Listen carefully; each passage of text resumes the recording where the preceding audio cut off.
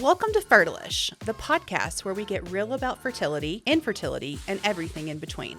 I'm Laura. And I'm Brandis. And whether you're knee-deep in treatments, just starting to ask questions, or somewhere in the ish of it all, you're in the right place. Here we ditch the stigma, break down the science, and have candid conversations about the messy, emotional, and sometimes hilarious journey to growing a family and preserving your fertility. So grab your coffee, your meds, or just your curiosity, and let's get into it. Welcome back to another episode of Fertilish Podcast. Brandis, super excited to be recording episode number 10 now. I know, crazy. And actually, it is kind of similar to, well, piggybacks off of what we talked about last week. And this week we're talking about surviving the 2-week wait. Yes. So after embryo transfer, obviously there's a period of time between your embryo transfer and your beta HCG, your pregnancy test. And so we refer to that as the 2-week wait. So today we'll talk about what that is and just how to survive it. Yeah, and I guess if you're doing like intrauterine insemination, IUI, or like ovulation induction, you do actually have a 2-week wait, but for transfer, it's usually 9 to 11 days, so it's almost 2 weeks, but still rough nonetheless. Yeah, regardless of the methodology of how you got to the 2-week wait, it's painstaking, I think. Yeah. So again, if you don't know what it is, again, it's a period of time between either an intrauterine insemination or when they put an embryo in, and now it's that period of time where you're waiting for your blood pregnancy test. And again, blood pregnancy test. So, it's not a home test for the most part. We want to make sure with blood that, it's not, because sometimes those levels can be too low and home tests won't pick those up. So. Yeah. And even if you're trying at home, there's still, the 2-week wait is still applicable, whether you are going into your OBGYN to get that hormone test drawn, or whether you're completing medicated cycles. So there's a whole lot of different ways that you can come about waiting that 2 weeks out. But yeah, it's when you're trying, and 2 weeks feels like 2 years. Yeah. Well, and people always say at transfer, so when can I take a home pregnancy test? And sometimes they will come up positive, sometimes they don't. And so usually we do say, try and wait for that blood pregnancy test. If it's negative, continue your meds. It can be hard to wait, or, find things to do during that wait where you're not focused on every symptom you may or may not have, or, analyzing evaporation lines, or searching on, Instagram down a Reddit hole, or, and you've been through the 2-week wait, right? Actually, I have, and I've kind of done both. I've been a tester, and then been like, oh nope, not doing this anymore. Because it just becomes obsessive. Like, because if you take one and it's not what you're looking for, then you're like, okay, well, did I test too early? Or if it does become positive, you're like, wait, like, is this a fluke? Like, is this due to like a medication that I was on? And so then it becomes like obsessive to like test more. Like, oh, I mean, I would be lying if I didn't tell you that I had like taken pregnancy tests apart, like inspecting them. You take them outside and you're like really looking in the light, like, and what am I missing?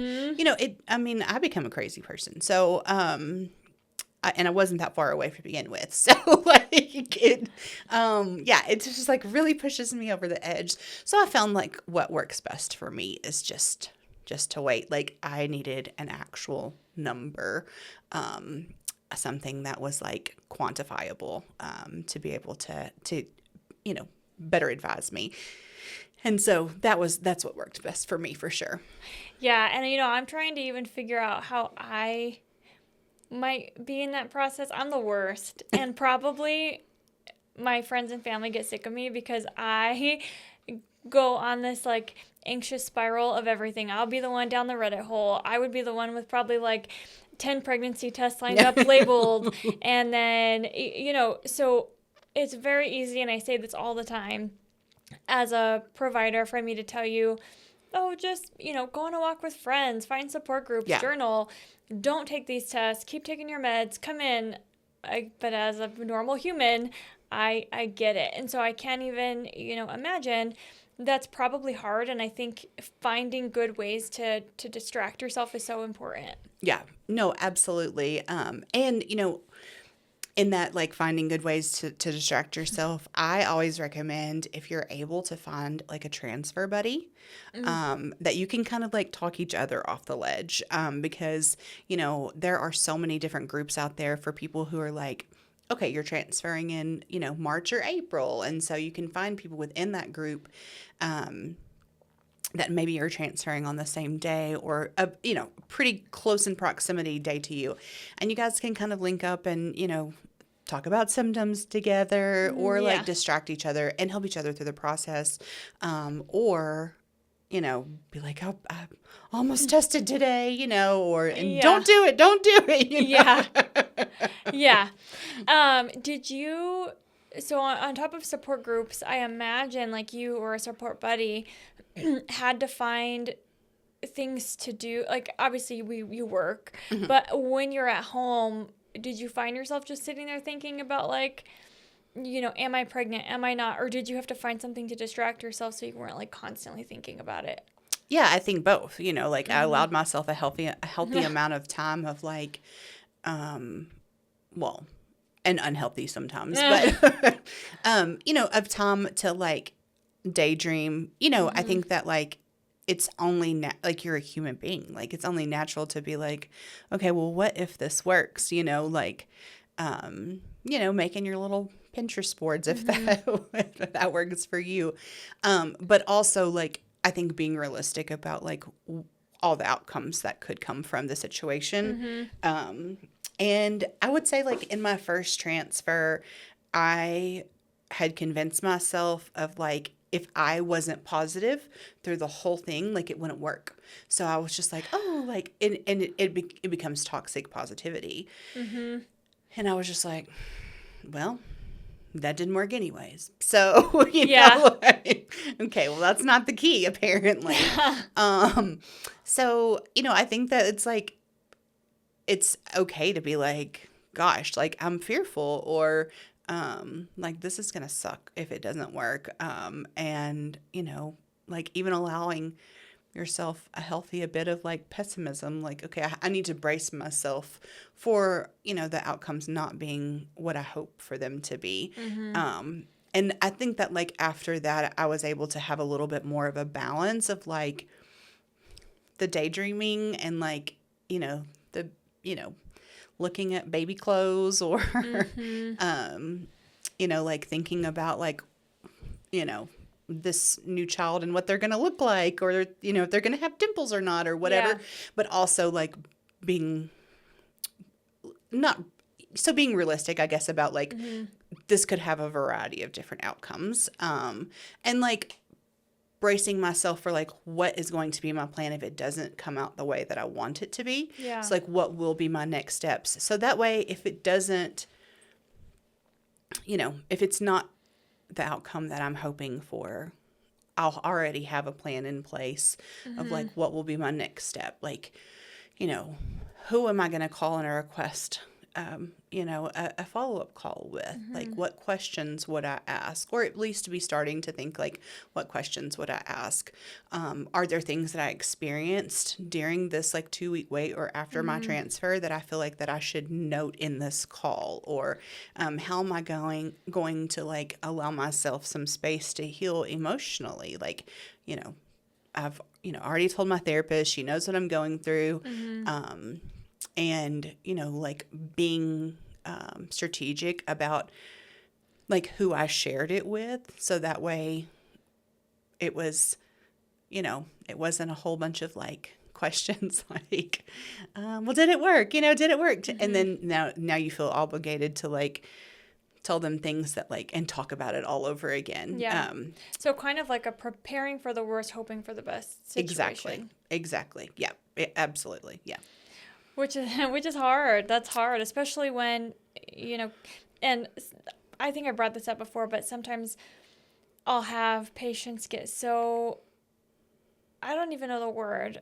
It's an emotional process, but, frustrated or angry or upset with different parts of the process. And it's hard because from my perspective, it's my first time talking to you.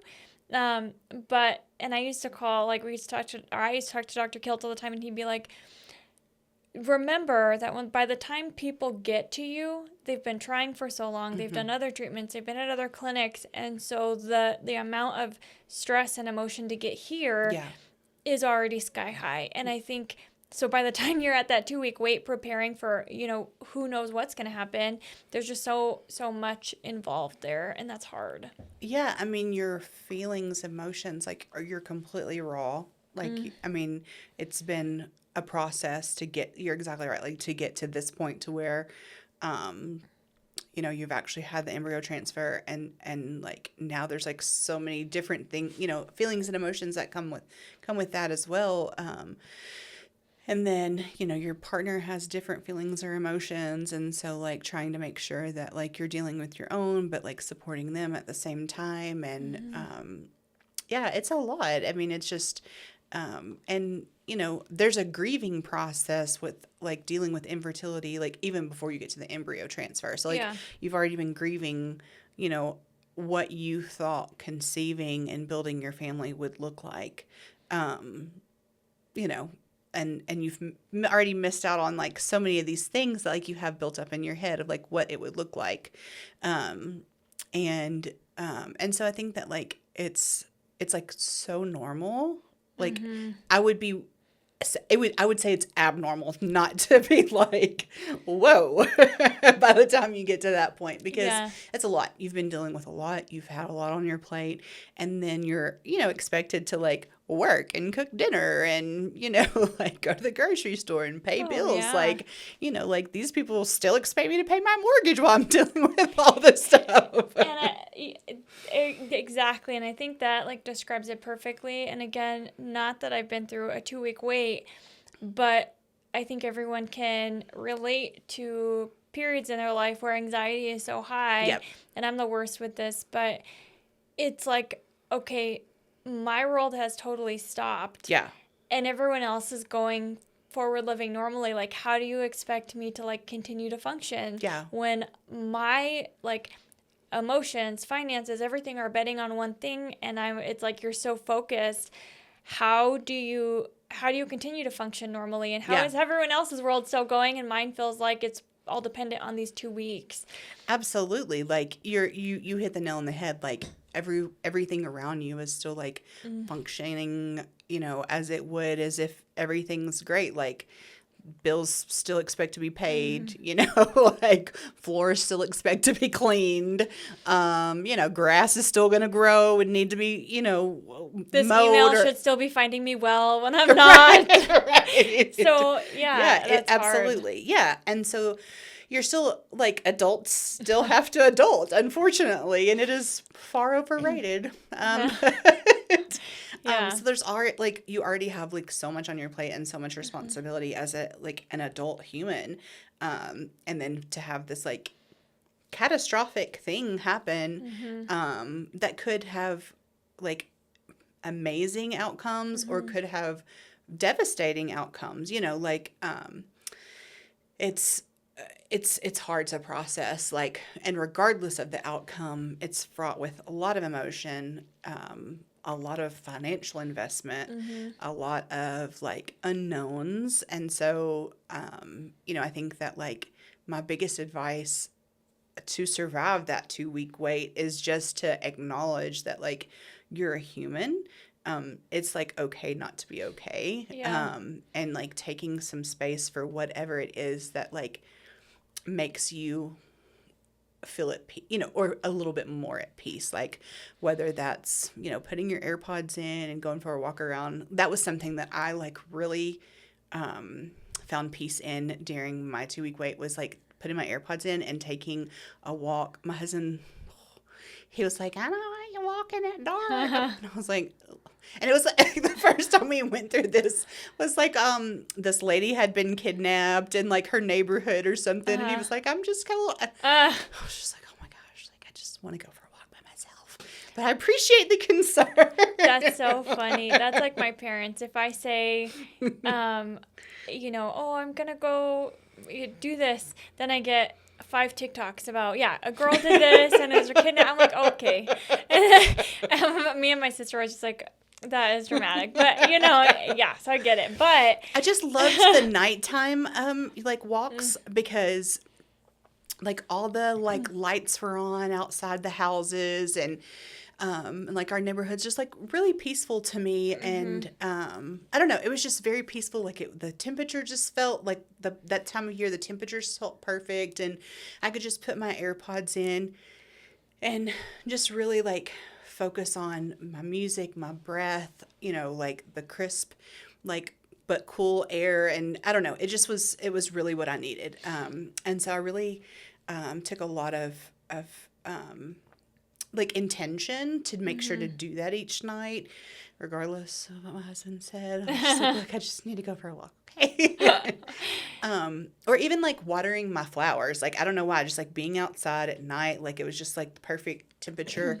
And these really pretty hydrangea bushes and just like really, you know, just like being out there. And that was just like, it offered me some peace and serenity to just kind of just like be, I don't know, I'm not some too weird, but like just like one with the earth and Mother Nature and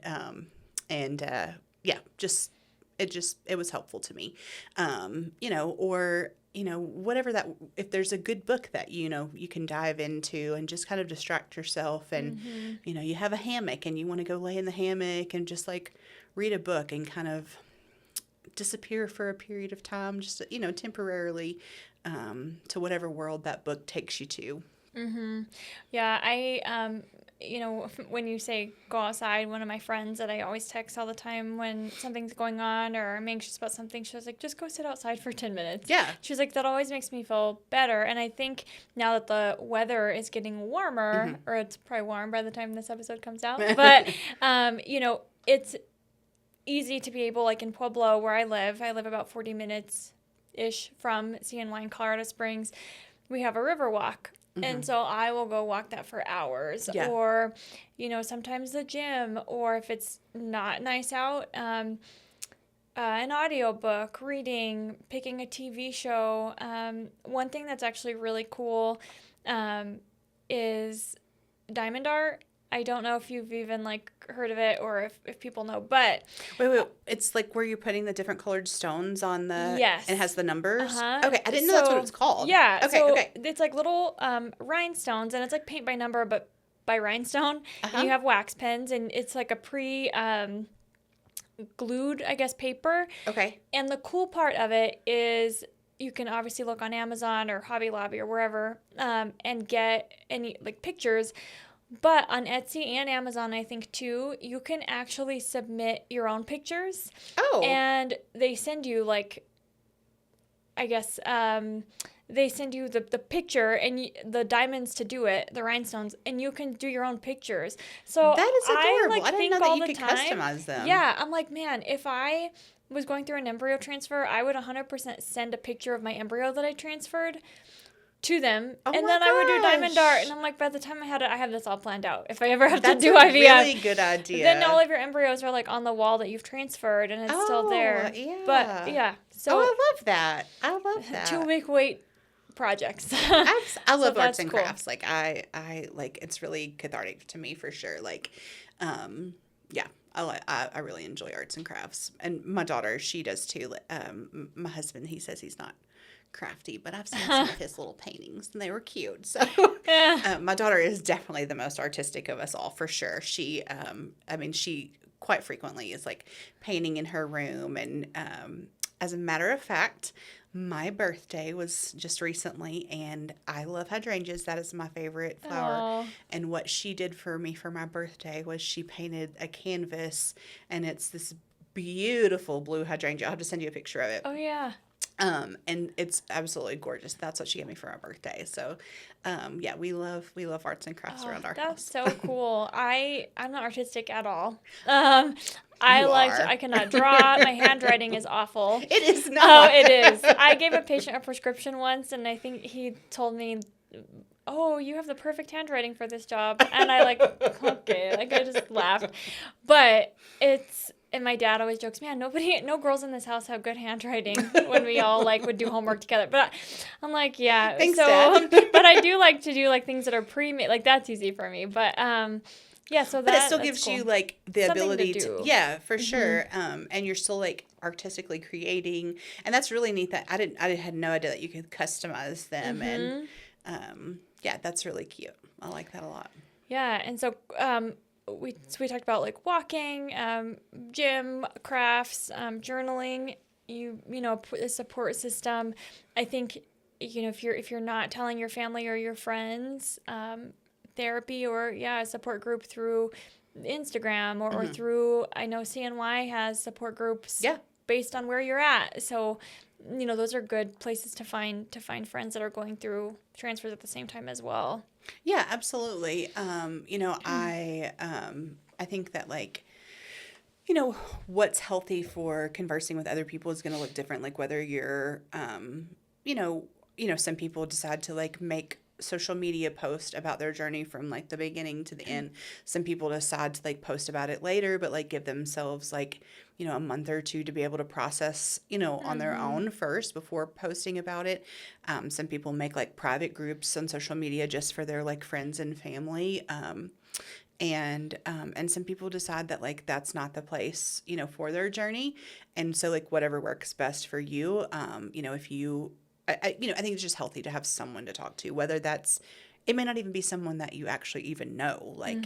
It could be a completely, random person that you've met in whatever capacity that you've met them that may be going through a similar type journey or has been there before, and who understands and can offer support.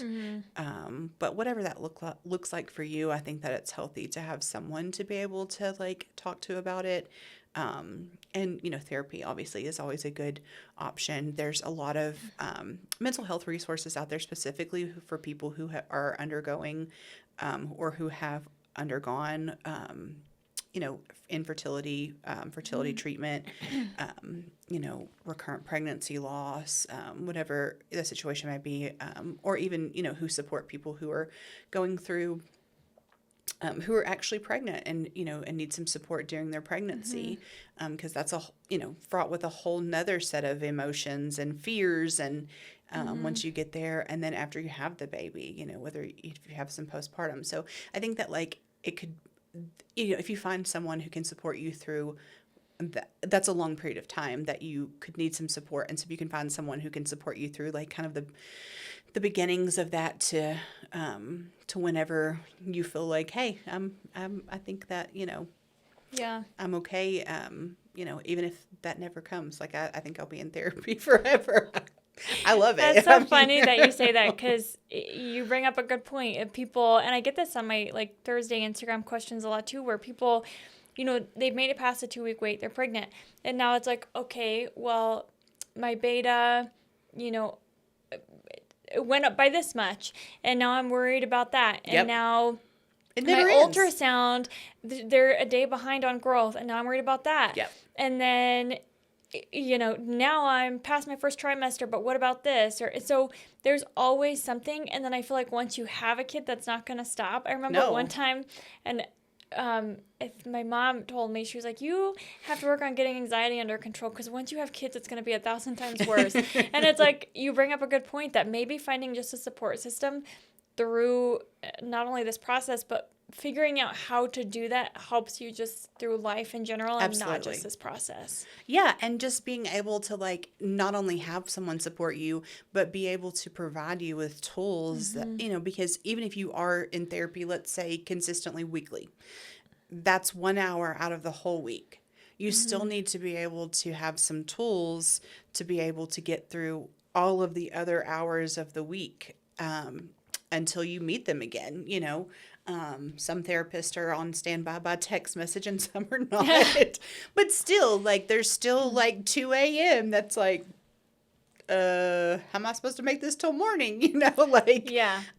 you know, so being able to have not only a therapist for that hour a week or hour every 2 weeks or whatever those intervals look like, but being able to, you know, supply tools that you can utilize long term, you know, for the rest of your life, to being able to cope with a lot of various, you know, a variety of different situations, because life is always, you know, it's a series of ups and downs, and, you know, it ebbs and flows, and so there's always going to be things that, you know, that come at you fast, and that you have to be able to, you know, cope through and get through to the other side. And, you know, like you were saying, like, I mean, even when you have a baby, then you feel like, I mean, looking back now at having a 17-year-old,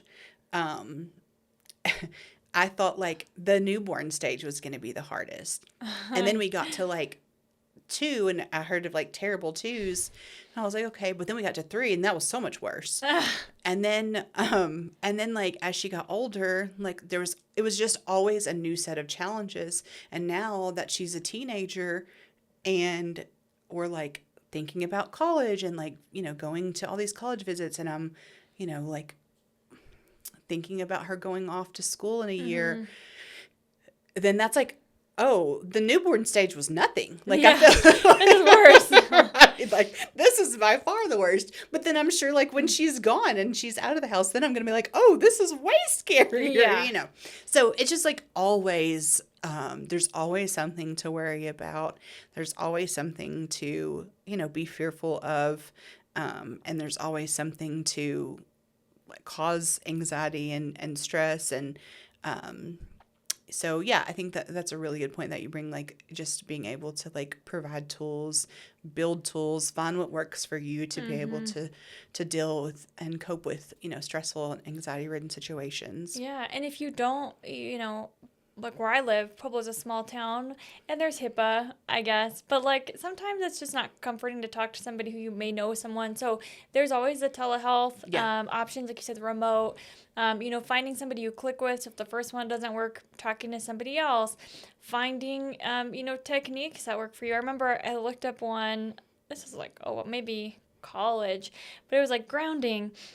Find one thing you can see, 2 things you can smell, 1 thing you can taste. No, for me, I'm like, well, now I'm anxious and I'm extra annoyed by all the sounds around me. Like, so I think finding something, you know, that's able to work for you, and that can take a process. But you're right, finding a way to cope during this 2-week wait does help you with other things, whether that be pregnancy or just life. Yeah, absolutely. And like not every therapist is for every person. It's a relationship just like any other relationship. And so you're going to click and like, you know, converse and communicate better with some people more than you are others. And that doesn't make them like any like less of a good therapist. It's just like different relationship styles. And so, you know, finding a therapist that like understands you feel like you understand them, and that you guys communicate effectively is key as well. You know, it doesn't have to be like this cookie cutter therapy session. You know, like my therapy sessions, they definitely wouldn't like put in a movie, because I'm just like very unfiltered, very vulnerable, and my therapist is super cool with it, and we just like it's like we have such a sense of camaraderie, and and yeah, and like, you know, we can talk about trashy reality TV or whatever. Like I just like I can talk to her about anything, and so I think that that's really important. Like it doesn't have to be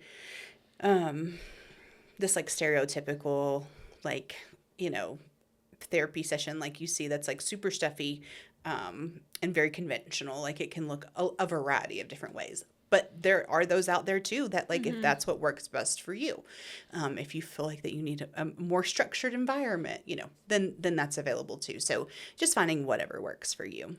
Yeah, no, and I agree. And I think, and we've talked about, you know, a lot of this in the last episode as far as, you know, things to do and not do, knowing that, you won't always have pregnancy symptoms. A lot of the time, the pregnancy symptoms that people are experiencing are the progesterone symptoms, so the cramping, the nausea.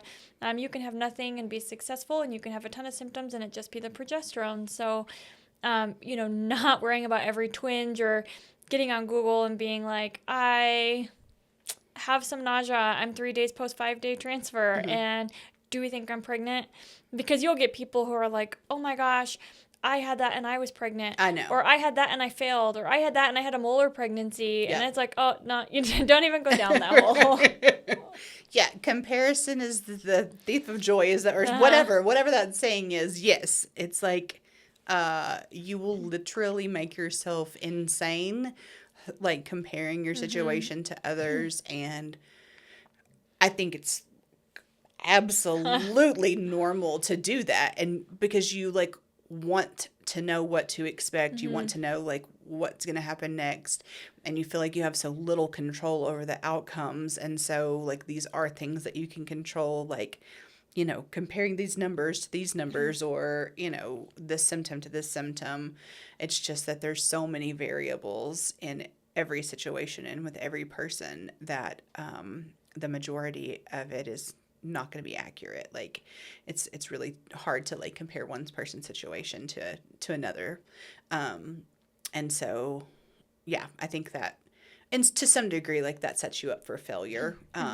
But I think it's totally normal. Like I'm super guilty of it. Well, and a lot of our staff, because we have patients that come in and sometimes need extra support or having a bad day or are at their midways and need someone to just talk to them that day.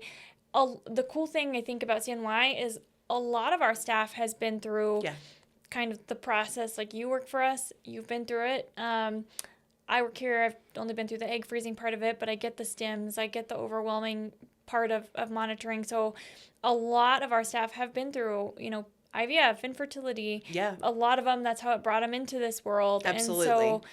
And so, being able to voice that to a nurse if you need to, or, hey, I'm having a bad day, or I just need some encouragement today. Or some people even have come in for transfer, and we always try and be uplifting and positive, and I'll always say, okay, you're 2 weeks, 5 days pregnant today, or for 3 days. And some patients will just say, I can't have positivity today. Like, I just want to do my procedure and I want to leave.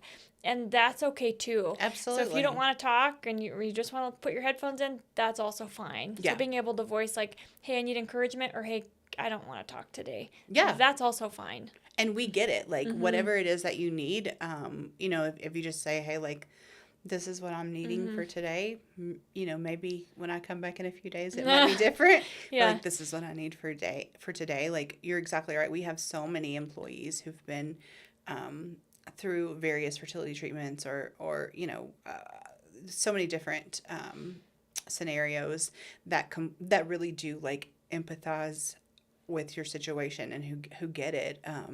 And I think that is like one of the amazing things about CNY, and it makes us so much more successful as a company, is that the amount of passion that the people who work here have for what they do, and the people that they get to do it with each day.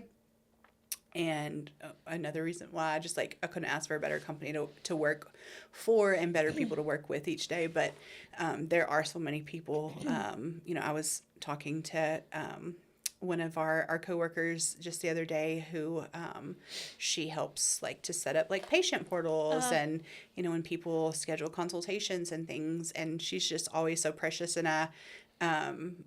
I was just letting her know like how much I appreciated her, and then she found out that we were like getting ready to do another egg retrieval, and she shared with me like her journey and like of secondary infertility, and she just gave me a lot of like hope, and I really needed it in that moment. I was like, how do you know I needed that? And so I think that like, even if you don't know their personal journeys, you're exactly right. So many people at CNY have their own personal like struggles and journeys, and they like truly do want you to be successful, and they truly do understand it. This is not just a job, for us. Like, this is Well, we eat, breathe, sleep, Yeah. dream about, and like we do it because like we do have such a passion for it. And I like can't imagine doing anything else like for the rest of my days until my husband and I retire on the beach somewhere. Like, Yeah. Yeah. For everyone I know that has worked here, a lot of it, yeah, it has become kind of just something, it doesn't feel like a job. It's like engulfed your whole life. And yeah, it's like most of our people here are like that. And so, again, yeah, important to know that not only do you have a support system or things you can do outside of here, but when you come in here, there is a huge support system. So to never be hesitant to use that. absolutely. Like if there's something that you need or some, if you just need to, like if you need a hug, Yeah. like just let us know. Like we'll give you a hug. Like that, that's like we're happy to do so. I, I like go to the Norfolk clinic pretty frequently, and like I have different relationships with like all of the people that work there, because we're all different people. But like Lanessa and I are, so like our nurse practitioner at the Norfolk clinic, like she and I have like this banter that we like, go back and forth on, and she's hilarious, and then Dr. Pagrashi, like, oh my gosh, she is just hilarious in herself. And like, we have this separate relationship, but she always, like when we get through like bantering and, just talking about whatever it is, Dr. Pagrashi is always like, okay, but like, Laura, how are you? Like, how are you really? Like, cause she knows I'm going through, like fertility treatment myself. And so, she's always like, okay, but like, are you sure? Like, no, I know, and she always say like, I know you always have a smile, and I know you always, act like you're okay, but like, are you really okay? And so I think that like, just like we understand the humanness of this process, and how it can be literally an emotional roller coaster, for many different reasons. And so like some days you're gonna have like great days, and some days you're gonna have not so great days, and sometimes you can't even verbalize why you're having a good or a bad day. But whatever you need from us, if you just let us know, then we are here for you. Yeah, agreed. I'm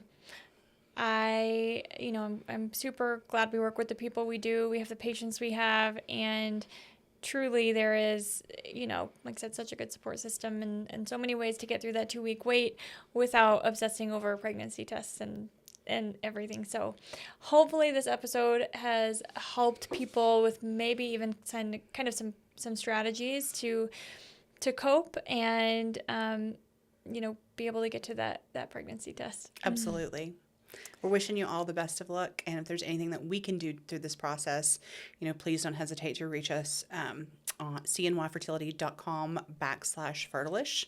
There's a form that you can fill out if you have things that have helped you through the 2-week wait. We would love to hear about those and share those with other listeners. If you have questions, suggestions for the show, we would love to hear about those. You can also reach both Brandis and I, both on our like Instagram, our whatever platform that you want to reach out and you feel comfortable reaching out to us. I do think that it's important to note, just if you have like specific questions about your specific like medical care, to reach out through the portal. We're not able to answer those over like social media platforms, A, for HIPAA reasons, but B, just because the provider needs to be able to look at your chart and take in, all those individual circumstances that we've talked about before. Yeah. But if you do have anything like pertaining to things that we could help you with, regarding things we've talked on the show, or things that you would like to hear us talk about in the future, or things you would like to share with other listeners to help them through their process, we would love to hear from you. Yeah. And sending baby dust to all those who are in their 2-week wait, and positive vibes. We will see you guys next week. Yep. See you next week.